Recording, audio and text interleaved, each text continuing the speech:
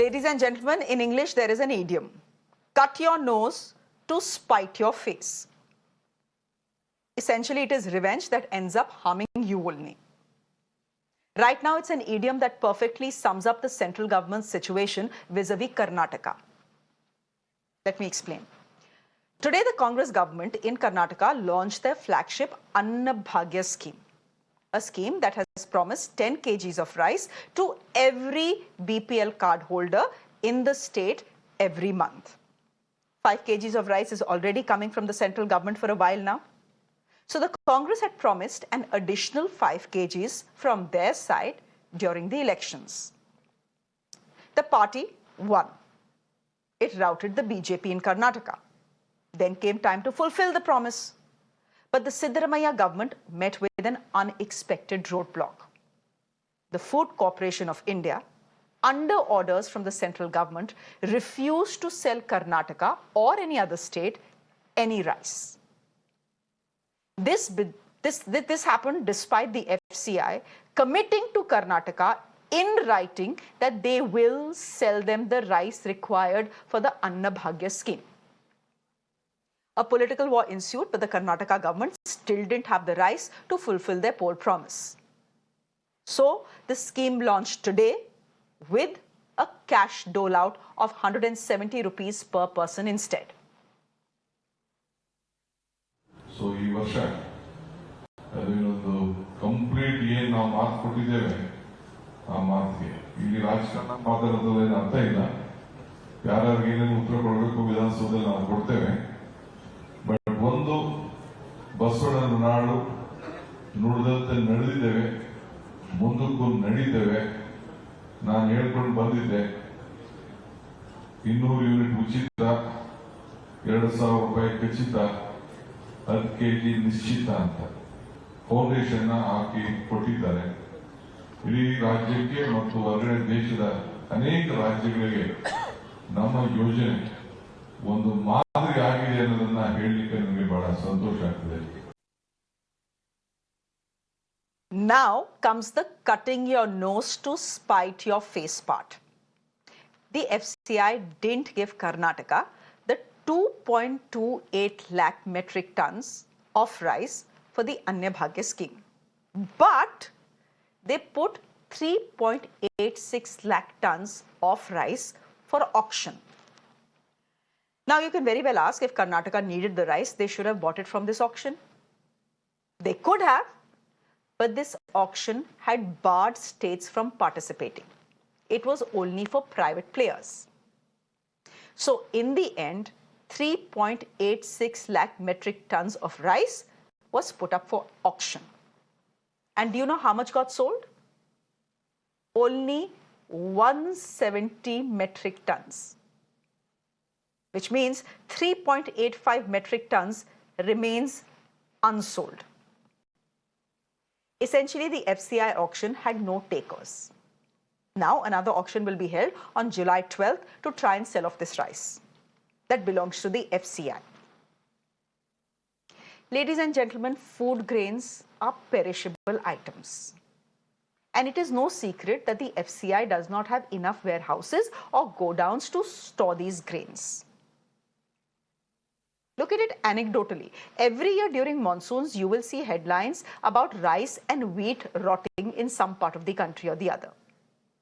Does it make sense not to sell rice to a state that needs it when you have a surplus? Would you rather let this grain rot than to let it go to a poor family that needs it? Politics is one thing, but can it ever be put over the welfare of people? That is a question that I'm asking my guests this evening who are joining me on the broadcast. This is going to be a quick chat. Prashanth GS, spokesperson of the BJP, thank you very much. Good evening. Bhavya Narsimhamurthy, spokesperson of the Congress party, good evening. And Devendra Sharma is an agri-economist. He is joining us on the broadcast. To the politicians, I'll come to you in just a bit. I first want to ask the agri-economist on the show, Mr. Sharma, what he makes of what is going on between the center and Karnataka as far as rice procurement is concerned. Devendra Sharma, have I analyzed it correctly that if there is spare rice, why not just sell it to a state that wants to buy it instead of letting it rot? You are spot on. And I must compliment you for making this statement, because very clearly, I think it should be clear to everyone in the country that we have one of the largest population of hungry in the world. You know, if you look at the global hunger index also, we are ranked 107 out of the 121 countries in 2022. Now, knowing this, to refuse, Karnataka, the provision of utilizing 5 kilo of rice additional, I think is a mistake. That's why I look at it. And there is no reason why Karnataka should be asked to go for direct benefit transfer by way of 170 rupees being put into every beneficiary's account. I think when we have food there and the food is rotting, as you rightly mentioned, we also know that the food is also being diverted to ethanol production, whereas we have a huge population to feed. I think this reminds me of the Bengal famine. You know, Bengal famine 1943, it didn't happen because there was a shortfall in food production, because the food was diverted. And if you remember, or let me tell you, that at that time, the Viceroy was asked by the British government as to the reason for so many people dying. 30 lakh people died, as we know. And you know what he wrote? He said, these people in any case would have died. So I haven't done any mistake by diverting food. Now look at it. You know, are we not committing the same kind of a mistake? Have we drawn any lesson that, you know, in a country where we have such a large population of hungry, the first and the paramount task should be to ensure that how do we feed this population?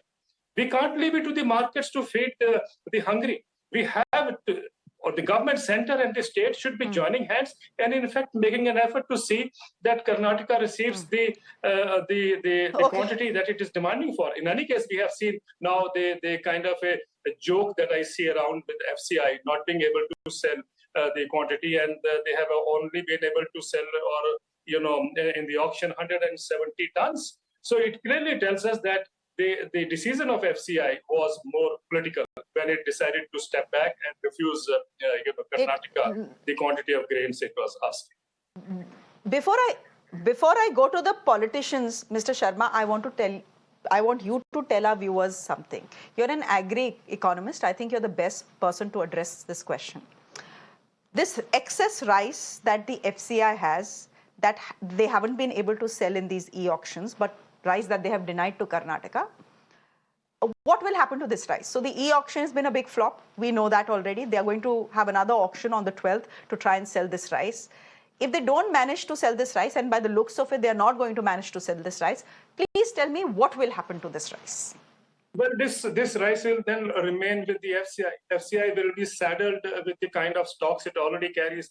We already have a, if you look at the stocks that FCI is carrying, we already have excess stocks than the buffer requirement that the country has. So if you look at all this, we should be finding avenues to get rid of this stock, because, carrying it over, as you mentioned earlier, is going to be, one, additional cost, and second, it is also quite apparent that much of it would also be destroyed in storage. I think the best opportunity now is when the state is asking, Karnataka is asking, and when we have adequate stocks. I think let us not play politics. Let us step in and try to see how poor can be fed with that quantity of grain, which otherwise will go to, the beer makers or the whiskey makers and so on and so forth later, because later the FCI will auction the spoiled stocks also. And that will go to the liquor factory or liquor manufacturers. Prashanth GS, you're spokesperson of the BJP. Why is the BJP and the central government playing politics over food? Look at the agri-economist on the show. He's saying we don't just have enough grains right now. We have a surplus on our buffer. There are no takers for that grain in your e-auction. Private players don't want that rice. And yet when a state wants that rice to fulfill a poll promise and give poor 5 kgs rice every month extra, what is the problem of the BJP? And please don't tell me that this is the FCI's decision. It is not the FCI's decision. It is the government of India that decided not to sell any grains to any state, and it happened immediately after the Anna Bhagya scheme was announced. Shreya, you put across some facts, but only selectively, and also highly deplorable on the part of the agri-economist Okay. to compare this to the Bengal famine, which means he's trying to compare our sovereign India with what happened in the colonial rule. He has come out of that mindset because he never spoke about any economics there. He was talking more like a politician. Be that as it may, coming back to this issue, what has happened now? You're now as if talking as if the entire system has failed. No. Only on 23rd June, when the government directed FCI to conduct e-auctions, and FCI has taken this route of e-auctions, July 5th was the first time when the e-auctions happened. And who are these private players? It is not going to any big corporations, big private players. It is only such of those small and medium private players who are entitled to enter into this auction, who can buy a maximum of 100 metric ton.